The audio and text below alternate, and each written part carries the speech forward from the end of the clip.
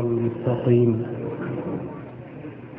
صراط الذين أنعمت عليهم غير المغضوب عليهم ولا الضالين. സ്നേഹ ബഹുമാനമുള്ള സഹോദരന്മാർ, ഖുർആനിനെ ഖുർആൻ കൊണ്ട് വ്യാഖ്യാനിക്കുക എന്ന സതുദ്ദേശത്തോടുകൂടി സംഘടിപ്പിക്കപ്പെട്ട ഒരു യോഗമാണ് ഇത്. കാലാകാലങ്ങളിൽ ഖുർആനിനെ മറ്റു പലതുകൊണ്ടും വ്യാഖ്യാനിച്ചതിൻ്റെ ദുരന്ത ഫലമാണ് ഇന്ന് സമുദായം അനുഭവിച്ചു കൊണ്ടിരിക്കുന്നത്. ഖുർആൻ ഒന്ന് ഉദ്ദേശിക്കുന്നു, പുരോഹിതന്മാർ മറ്റൊന്ന് എഴുതി വയ്ക്കുന്നു, അത് പ്രചരിപ്പിക്കുന്നു. ഇങ്ങനെ അകത്തും പുറത്തുമുള്ള ആളുകൾക്ക് സംശയങ്ങൾ തീരാത്ത തരത്തിലുള്ള പരാമർശങ്ങളാണ് എഴുതി വെക്കപ്പെട്ടിട്ടുള്ളത്. ഈയിടെ ചില അമുസ്ലിം സുഹൃത്തുക്കൾ ഇസ്ലാമിനോട് സ്നേഹമുള്ള, ഖുർആനിനോട് ബഹുമാനമുള്ള ചില ആളുകൾ ചോദിക്കുകയുണ്ടായി, ഖുർആനിൽ ഹിന്ദുക്കളെ അതല്ലെങ്കിൽ അമുസ്ലിങ്ങളെ കൊന്നൊടുക്കാൻ പല സ്ഥലങ്ങളിലും കൽപ്പിക്കുന്നുണ്ടല്ലോ, ഇത് ഖുർആനിൻ്റെ പരാമർശമാണോ അതല്ല പരിഭാഷകളുടെ പ്രശ്നങ്ങളാണോ എന്ന് ചോദിക്കുകയുണ്ടായി. ഇത് അവരുടെ മാത്രം പ്രശ്നമല്ല, ഉള്ളിലുള്ളവരുടെയും പ്രശ്നങ്ങൾ അത്തരം പരാമർശങ്ങൾ ഉണ്ട്. എന്താണ് സംഭവിച്ചത്? ഖുർആൻ അവതരിച്ച കാലം, അതിൻ്റെ ഭാഷ, അതിൻ്റെ ഘടന, അതിൻ്റെ ശൈലി, ഇതൊക്കെയും പിന്നീട് 250 വർഷം കഴിഞ്ഞതിന് ശേഷം ഒരു വ്യാഖ്യാനം അതിന് സ്വീകാര്യമല്ല. അതോടൊപ്പം ഇത് വ്യാഖ്യാനിക്കാനെന്ന വ്യാജേന ഗ്രന്ഥങ്ങൾ തയ്യാറാക്കിയ ആളുകളൊക്കെയും അനറബികളാണ് താൻ. ഏക ഒരു അറബി ഗ്രന്ഥം, അറേബ്യൻ വംശജനായ ഒരു വ്യക്തിയുടെ ഗ്രന്ഥം, അത് മുവത്ത എന്ന പേരിൽ അറിയപ്പെടുന്ന ഏറ്റവും ആ നിലയ്ക്ക് സംസാരിക്കുമ്പോൾ ആധികാരികമായ പ്രാമാണികമായ ഒരു ഗ്രന്ഥം അതായിരുന്നു. പക്ഷെ പിൽക്കാലത്ത് അനറബികളുടെ കടന്നുകയറ്റം കൊണ്ട് ഖുർആൻ വ്യാഖ്യാനിക്കാൻ വേണ്ടി ഗ്രന്ഥങ്ങൾ എഴുതിയപ്പോൾ അറേബ്യൻ പണ്ഡിതന്റെ ഈ ഗ്രന്ഥം തള്ളപ്പെടുകയും സിഹാഹുസിത്ത എന്ന 6 ഗ്രന്ഥങ്ങളിൽ 6ാമത്തേതായി പോലും ഉൾപ്പെടുത്താതെപ്പെടുകയും ചെയ്ത ഒരു ഗ്രന്ഥമാണത്. ഞാൻ ആ ഭാഗത്തേക്ക് കൂടുതൽ കടക്കുന്നില്ല. വിശുദ്ധ ഖുർആനിനെ ഖുർആൻ കൊണ്ട് തന്നെയാണ് വ്യാഖ്യാനിക്കേണ്ടത്. അതല്ലാതെ വന്നാലുണ്ടാകുന്ന അപകടങ്ങൾ, പ്രശ്നങ്ങൾ തീരാത്തതാണ്, തീർക്കാൻ പറ്റാത്തതാണ്. ഞാനിവിടെ സൂറത്തുൽ ഫാത്തിഹ നമുക്കേവർക്കും സുപരിചിതമായ ഒരു ഭാഗമാണ്. ഇഹ്ദിന അസ്സിറാത്തുൽ മുസ്തഖീം. അസ്സിറാത്തുൽ മുസ്തഖീമിലേക്ക് ഞങ്ങളെ നീ വഴി നടത്തേണമേ. സിറാത്തുൽ ലദീന അൻഅംത അലൈഹിം, ഏതാണ് ആ മാർഗം? നീ അനുഗ്രഹിച്ചവരുടെ, നിന്റെ അനുഗ്രഹത്തിന് പാത്രമായവരുടെ മാർഗമാണത്. ഗൈരിൽ മഗ്ദൂബി അലൈഹിം വലദ്ദാലീൻ, അതാ തുടങ്ങുന്നു ദുർവ്യാഖ്യാനങ്ങളുടെ ഘോഷയാത്ര. ഗൈരിൽ മഗ്ദൂബി അലൈഹിം, നിന്റെ കോപത്തിന് പാത്രമായ ജൂതന്മാരുടെ മാർഗമല്ല. വലദ്ദാലീൻ, യാഥാർത്ഥ്യത്തിൽ നിന്ന് വ്യതിചലിച്ച ക്രൈസ്തവരുടെ മാർഗവും അല്ല എന്നാണ് നിലവിലുള്ള അർത്ഥം. സത്യത്തിൽ ഇത്തരം ഈ നിലയ്ക്ക് പരിഭാഷിക്കാനുള്ള വേർഡുകളൊന്നും അവിടെയില്ല. മാത്രമല്ല അതിൻ്റെ ഒരു ധ്വനി എന്താണ്? ലോകത്ത് ആകെ പിഴച്ചുപോയ 2 സമുദായമേ ഉള്ളൂ. അതൊന്ന് ജൂതന്മാരും മറ്റൊന്ന് ക്രൈസ്തവരും. ആകെ നന്നായിപ്പോയ ഒരു വർഗം മാപ്പിളാർ. ഇങ്ങനെ ഒരു ധ്വനിയാണ് അവിടെയുള്ളത്. അതേസമയം ഖുർആനിലുടനീളം ആരാണ് ദ്വാല്, ആരാണ് മഗ്ദൂബ്, ദൈവത്തിന്റെ കോപത്തിന് അർഹരായവർ, യഥാർത്ഥ മാർഗത്തിൽ നിന്ന് വ്യതിചലിച്ചവർ ആര് എന്ന് ഖുർആൻ പല സ്ഥലങ്ങളിലും വ്യക്തമാക്കിയിട്ടുണ്ട്. അപ്പോൾ ഇതിങ്ങനെ 5 വട്ടവും 5 നേരവും 3 നേരവും അതേപോലെ തവണകൾ, സമയത്തിനപ്പുറമായി തവണകൾ, അതുകൂടാതെ ജനിച്ചിടത്തും മരിച്ചിടത്തൊക്കെ ഇത് പാരായണം ചെയ്യുന്നുവെങ്കിലും എന്താണ് ഈ ആവശ്യപ്പെടുന്നത് എന്നതിനെക്കുറിച്ച് യാതൊരു പിടിപാടും ഇവർക്കില്ല. ഈ ആവശ്യപ്പെടുന്ന സിറാത്തുൽ മുസ്തഖീം ഏതാണെന്ന് ഖുർആൻ പല സ്ഥലങ്ങളിൽ വരച്ചു കാണിച്ചിട്ടുണ്ട്. ആ ഭാഗത്തേക്കൊന്നും തീരെ ചിന്തിക്കാറില്ല. എന്താണ് നാം ആവശ്യപ്പെട്ടത്?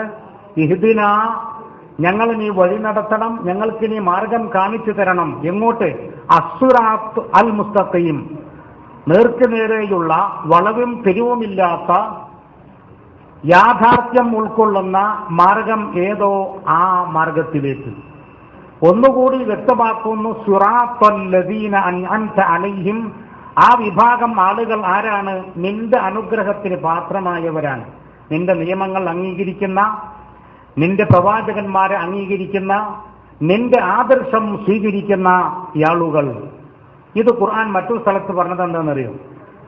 6:153 വഅന്ന ഹാദാ സിറാത്തീ മുസ്തഖീമൻ, വളരെ കൃത്യമായി നാം അന്വേഷിക്കുന്ന മാർഗം അസ്സുറാത്തുൽ മുസ്തഖീം.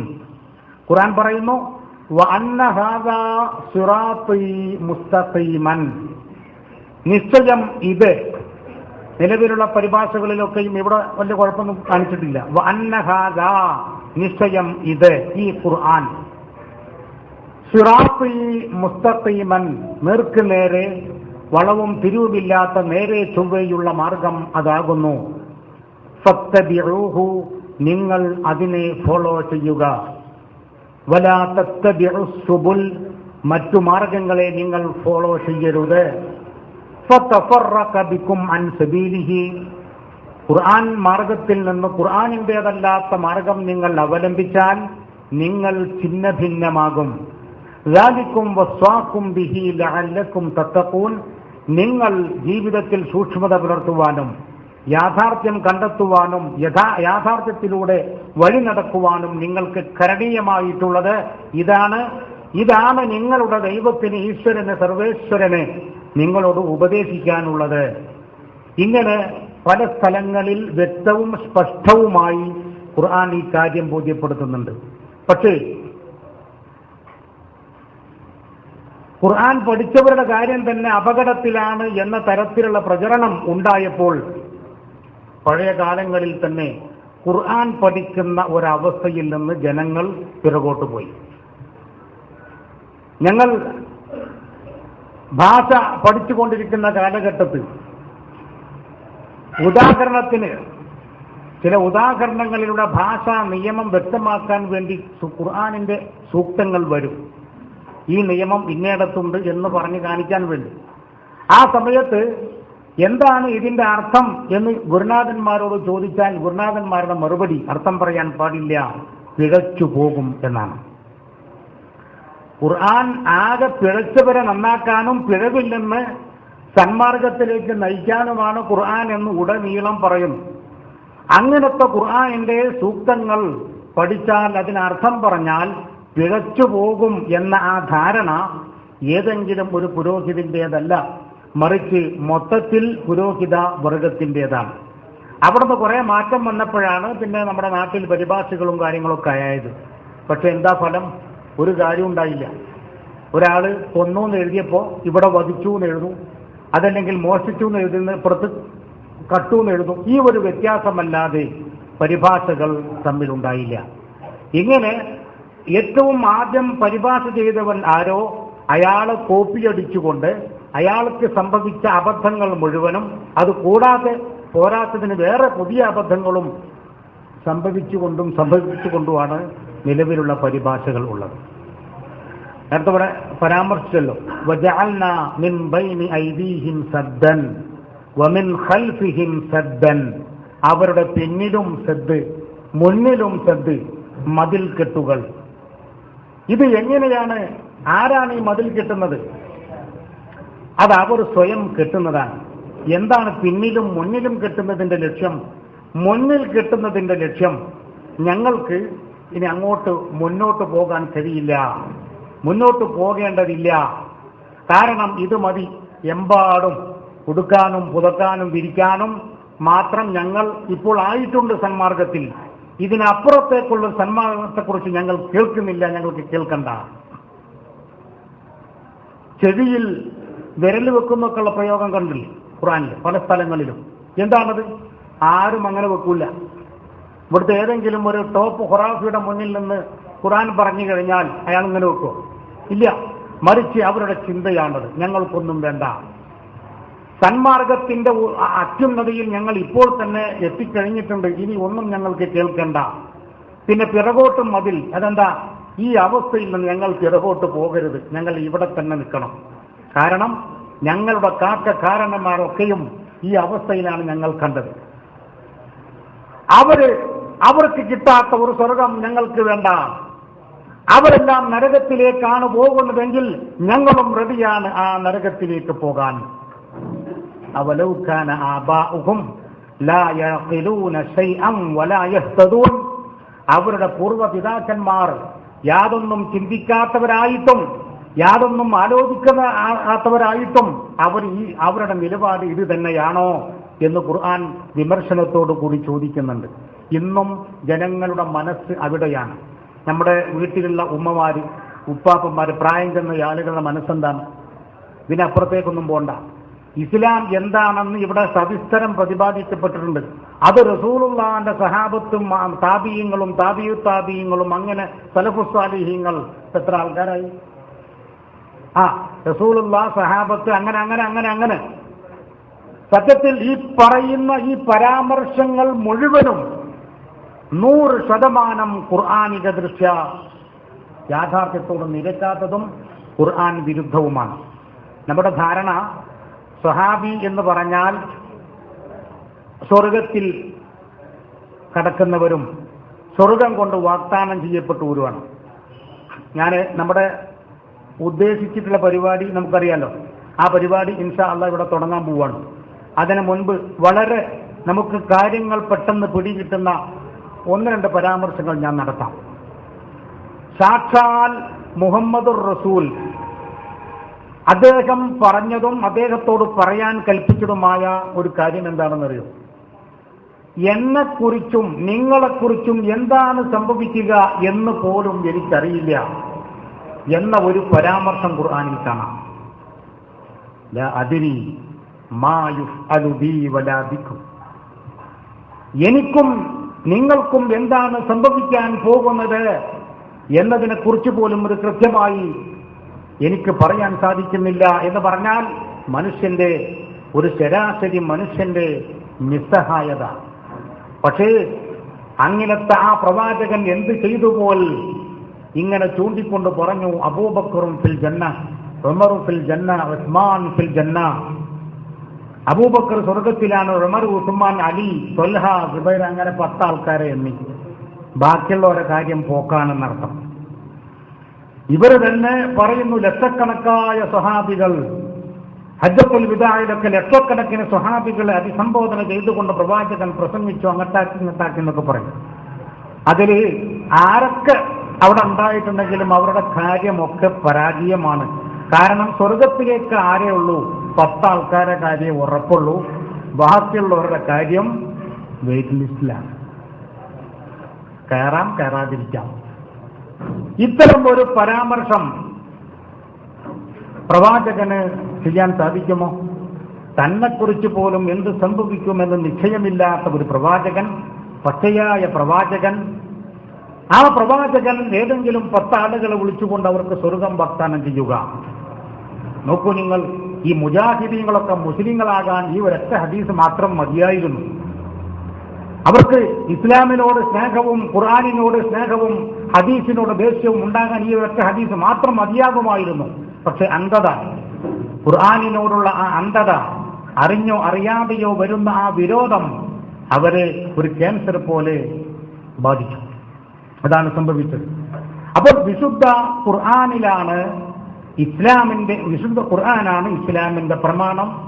അതിലാണ് മനുഷ്യർക്ക്, പ്രത്യേകിച്ച് മുസ്ലിം സമുദായത്തിന് മുന്നോട്ട് നീങ്ങുവാനും മുന്നോട്ട് ഗമിക്കുവാനുമുള്ള സകല വിഷയങ്ങളും അതിലാണ് ഉള്ളത് എന്ന പ്രാഥമിക വിവരം അതുപോലും ബലികഴിച്ചു. ഈ ഖുർആനിൽ നിങ്ങളെക്കുറിച്ചുള്ള പരാമർശം ഇതിലുണ്ട്. നിങ്ങൾ എങ്ങനെ ജീവിക്കണമെന്ന് കൃത്യമായി വരച്ചു കാണിച്ച ഗ്രന്ഥമാണിത്. ഇതിനപ്പുറത്തേക്ക് യാതൊന്നും നിങ്ങൾക്ക് വേണ്ടതില്ല എന്നൊക്കെ വ്യത്യസ്തങ്ങളായ ശൈലികളിൽ ഖുർആൻ പഠിപ്പിച്ചിട്ടും എന്ത് ഫലമുണ്ടായി? യാതൊരു ഫലവും ഉണ്ടായില്ല. അതെല്ലാം അക്ഷരാർത്ഥത്തിൽ കാറ്റിൽ പറത്തുകയും, അതിലും അത്ഭുതം കേൾക്കണം, മദ്ഹബിന്റെ ഇമാമുകളെ മൊത്തത്തിൽ തള്ളിയവരാണ് നമ്മുടെ നാട്ടിലെ പുത്തൻ കൂറ്റുകാർ, പുത്തൻ പ്രസ്ഥാനക്കാർ, ജമാഅത്തെ മുജാഹിദ്. മദ്ഹബിന്റെ ഇമാമുകളെ മൊത്തത്തിൽ തള്ളിയവരാണ്. പക്ഷേ മദ്ഹബിന്റെ ഇമാമിനെ സ്വീകരിച്ച ഒരാളാണ് സാക്ഷാൽ ബുഖാരി. അപ്പോൾ മദ്ഹബിന്റെ ഒറിജിനൽ ഇമാമിനെ തള്ളിയിട്ട് മദ്ഹബിന്റെ ഇമാമിനെ അന്ധമായി അനുകരിച്ച ഒരാളെ കണ്ണ് ചെമ്മി അംഗീകരിക്കുന്നു എന്ന വിധി വൈപരീത്യം സംഭവിച്ചു. ഈ ബുഖാരി എന്ന് പറയുന്ന വ്യക്തി ഷാഫി മദ്ഹബ്, മുഹമ്മദ് ഇസ്മായിൽ അൽ ബുഖാരി അശ്ശാഫിഈ, ഷാഫിഈ മദ്ഹബുകാരനായ ബുഖാറക്കാരനായ ഇസ്മായിൽ, മുഹമ്മദ് ഇസ്മായിൽ എന്നാണ് ഇദ്ദേഹത്തിന്റെ ഫുൾ പേര്. അപ്പൊ നോക്കൂ നിങ്ങൾ, ബുഖാരിയെ ഒറിജിനൽ ഷാഫിയെ തള്ളുന്നവർക്ക് എന്തുകൊണ്ട് അയാളെ തഖ്ലീദ് ചെയ്തയാളെ എന്തുകൊണ്ട് തള്ളിക്കൂടാ? അപ്പോ ഇവരൊക്കെ ഈ പറഞ്ഞ ഇമാമുകൾ പറഞ്ഞ ചില പരാമർശങ്ങൾ വളരെ മോശമാണെന്നൊക്കെ വ്യക്തിപരമായ അഭിപ്രായങ്ങളുണ്ട്. പക്ഷെ ഈ ബുഖാരിയെ കുറിച്ച് ഇവരുടെ കാഴ്ചപ്പാട് എന്താണെന്നറിയോ? ഒരക്ഷരം പോലും ഒഴിവാക്കേണ്ടതില്ല എന്നാണ്. ബുഖാരിയിൽ നിന്ന് ഒരക്ഷരം പോലും ഒഴിവാക്കേണ്ടതില്ല, ഒരബദ്ധവും സംഭവിച്ചിട്ടില്ല. ഓരോ വിഷയങ്ങളും ചർച്ച ചെയ്യുമ്പോൾ, എഴുതുമ്പോൾ ഈ 2 റക്അത്ത് നമസ്കരിച്ചുകൊണ്ടാണ് അദ്ദേഹം രേഖപ്പെടുത്തിയതെന്നൊക്കെയാണ്. നോക്കൂ നിങ്ങൾ അതിന്റെ ആ വ്യത്യാസം, അതിന്റെ ആ ഗൗരവം. അപ്പൊ ഇങ്ങനെ ഒരു ശരാശരി മനുഷ്യന് ഖുർആനിലെത്താൻ പാകത്തിലുള്ള സകല തെളിവുകളും നമ്മുടെ മുന്നിലുണ്ട്. ഖുർആനിന്റെ ഡ്യൂട്ടി എന്താണ്? മുസ്ലിം ഉമ്മയെ എന്നല്ല, മനുഷ്യരെ ഒന്നിപ്പിക്കുക എന്നതാണ് ഖുർആനിന്റെ ഡ്യൂട്ടി. ഖുർആൻ ചെയ്തു കൊണ്ടിരിക്കുന്നതും അത് തന്നെയാണ്.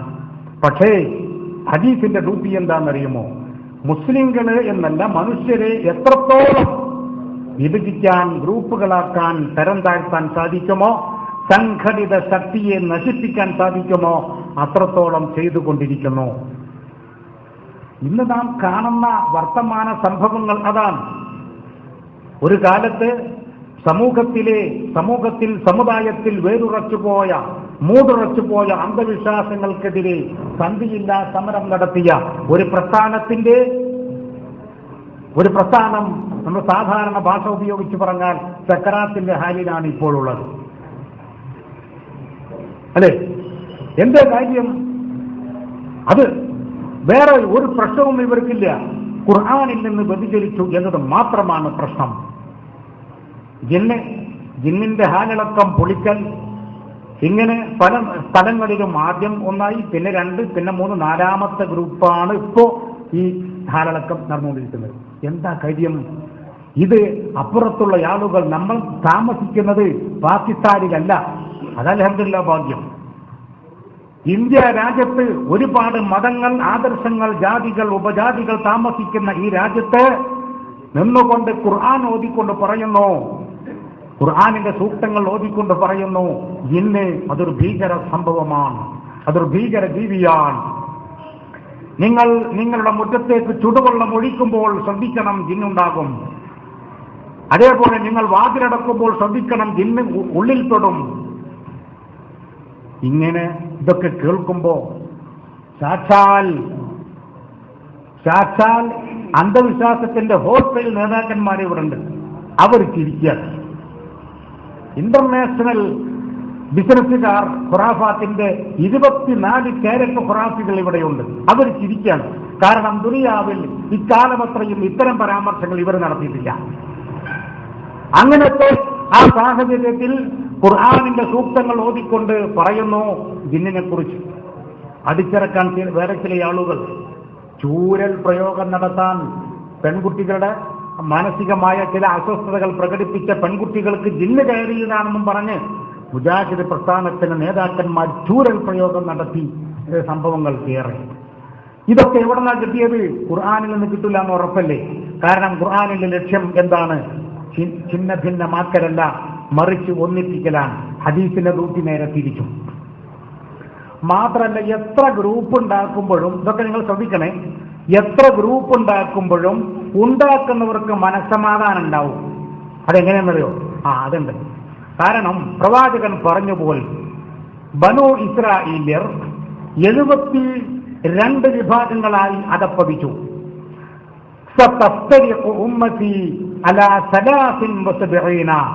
എന്റെ സമുദായം 73 അധപ്പതിക്കും, ഗ്രൂപ്പുകളായി തിരിയും. കുല്ലുഹും ഫിന്നാർ, എല്ലാം നരകത്തിലാണ്. ഇല്ലാ വാഹിദ, ഒരു വിഭാഗം ഒഴികെ. ആ വിഭാഗം ഏതാണ്? ഞാനും എന്റെ സ്വഹാബത്തും എങ്ങനെയായിരുന്നോ ആ മാർഗം അവലംബിച്ചവർ. ഇപ്പൊ എന്തുണ്ടാകണം? നബിനെ ഉന്നതനാക്കണമെങ്കിൽ ഇപ്പറഞ്ഞ ഈ 72 ഉണ്ടാവണം, ആണോ? അല്ലെങ്കിൽ നബിയുടെ കാര്യം പോക്കാൻ. അപ്പൊ ഗ്രൂപ്പ് ഉണ്ടാക്കുന്ന ആളുകൾക്ക് മനസ്സമാധാനം കൂടി നൽകുന്ന ഹദീസുകളുണ്ട്. ഏത് തരത്തിൽ നിങ്ങൾക്ക് ഹദീസ് വേണോ അത്തരത്തിലൊക്കെ ഉണ്ട്, അക്കോലത്തിലൊക്കെയുണ്ട്. നിങ്ങൾ ഊഹിക്കാത്ത, നിങ്ങൾ പ്രതീക്ഷിക്കാത്ത തരത്തിലൊക്കെയും ഹദീസുകൾ സുലഭമാണ്. സത്യത്തിൽ ഞാൻ നേരത്തെ പറഞ്ഞുവല്ലോ, ഈ സ്വഹാബികളെ കുറിച്ച് ഖുർആന്റെ പരാമർശമുണ്ട്. ആരാ സ്വഹാബി? ഇവർ പറയുന്നത് പോലെ നബിയുടെ കൂടെ നടന്നു, നബി ഉണ്ടായിരുന്ന വീട്ടിലുണ്ടായി, നബി ഉണ്ടായ നാട്ടിലുണ്ടായി എന്നൊക്കെ ആ ഒരു അടിസ്ഥാനത്തിൽ ഇവരൊക്കെ നല്ലവരും അതേപോലെ സ്വർഗക്കാരുമാണോ? السابقون الأولون من المهاجرين والأنصار والذين اتبعوهم بإحسان رضي الله عنهم ورضوا عنه. ഇതാണ് ഖുർആൻ അതിനെപ്പറ്റി പറഞ്ഞത്. എന്താണെന്നറിയോ? ആ പറഞ്ഞത് السابقون الأولون من المهاجرين والأنصار, ദൈവികമായ ആദർശം ഉൾക്കൊണ്ട് ആ ആദർശത്തിന് വേണ്ടി യാതനകളും വേദനകളും അനുഭവിച്ചവർ. അത്തരം യാതനകളും വേദനകളും അനുഭവിക്കുമ്പോൾ അവർക്ക് സഹായഹസ്തമായി മാറിയവർ. വല്ലദീന തബഊഹും ബിഇഹ്സാൻ, അവരുടെ മാർഗം അവലംബിച്ചവർ. നബിയുടെ നാട്ടിൽ ജീവിച്ചോണ്ടോ നബിയുടെ കൂടെ ഒന്ന് കിടന്നുറങ്ങിയോണ്ടോ അതുകൊണ്ടൊന്നും പുണ്യം കിട്ടൂല. ആ നാട്ടുകാരനാണ് ഇവര് പറയുന്ന അബൂജാഹിലൊക്കെ. അങ്ങനത്തെ ഒരാളുണ്ടോ നമുക്ക് പിന്നെ ചർച്ച ചെയ്യാം. ഇവര് പറയുന്ന അബൂജാഹിലും അബൂലഹബൊക്കെ ആ നാട്ടുകാരാ. അവരൊക്കെ കാഫിരീങ്ങളാണെന്നും നരകത്തിലേക്കാണെന്നും ഇവര് തന്നെ പറയുന്നു. അപ്പോ ആ നാട്ടിലോ വീട്ടിലോ ഉണ്ടായതൊന്നും കാര്യമില്ല.